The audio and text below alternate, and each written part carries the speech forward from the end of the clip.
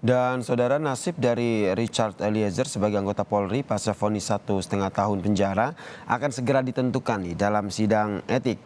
Vonis ringan, apakah Eliezer ini bisa kembali berseragam polisi? Ini kita akan ulas bersama saudara pada malam hari ini bersama dengan penasihat ahli Kapolri Irjen Purnawirawan Arianto Sutadi yang telah bergabung bersama kami di Kompas Malam. Selamat malam Pak Arianto. Selamat malam Pak Mal. Selamat malam para pemirsa. Pak Arianto, jadi seberapa besar nih peluang dari Richard Eliezer untuk bisa kembali bergabung di institusi Polri? Kalau menurut saya ya sangat besar sekali peluangnya bisa kembali. Nah, sekarang kalau lihat dari hukumnya ya, dari hukumnya sendiri kalau putusan kode etik itu kan ada 6 rangkap ya, 6 tingkatan-tingkatan itu.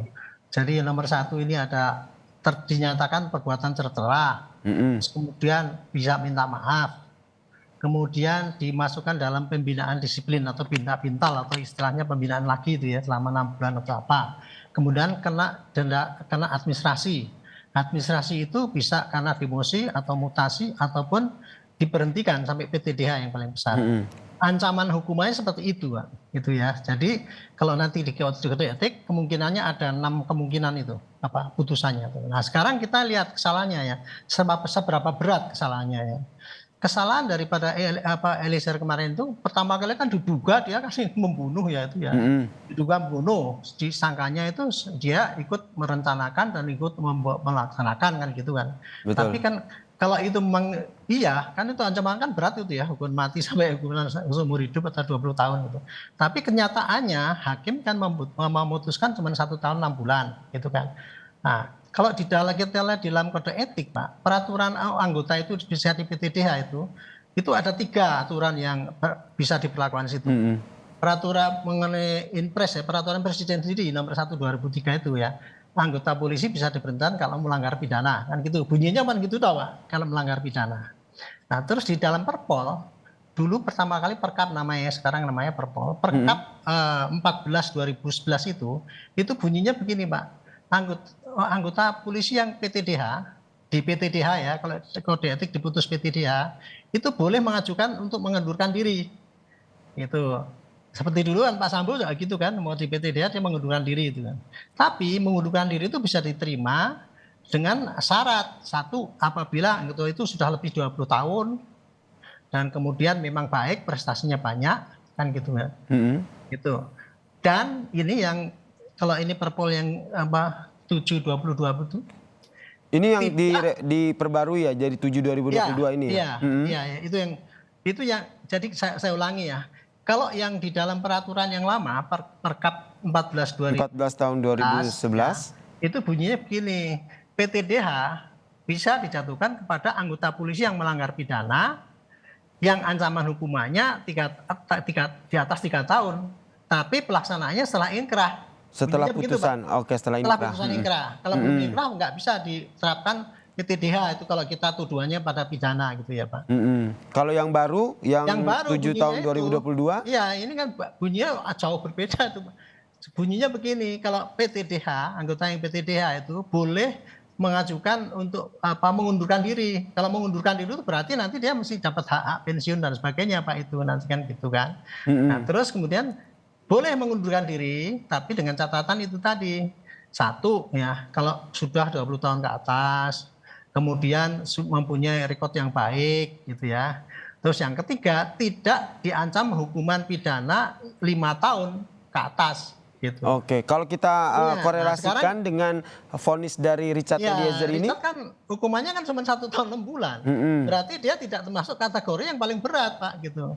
Oke. Jadi dari Perpol maupun dari Perkap dari 14 2011 maupun dari Perpol yang sekarang ini itu tidak termasuk dalam yang kategori yang berat karena hukumannya kan cuma 1 tahun 6 bulan. Jadi tidak pantas dia di PTDH. Itu gitu Pak. Jadi pasti dia lebih ringan daripada itu. Berarti kalau mengacu pada pasal Perpol 7 tahun 2022 ini kemungkinan besar Richard Eliezer bisa kembali untuk menjadi anggota Polri. PTDH, tidak ada PTDH begitu. Kan dia kan belum di ini. Tidak vonis di vonis. betul.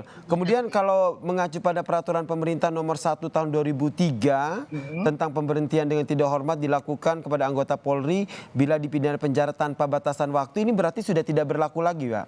Mohon Nah, itu koreksiannya ini. kan bunyinya kan segini Pak, sekarang kalau kita berpikir kepada aturan nih Pak, kode etik itu Pak. Kode etik itu menjatuhkan PTDH itu kepada polisi yang memang sudah tidak pantas untuk dipertahankan di lingkungan kepolisian kan gitu.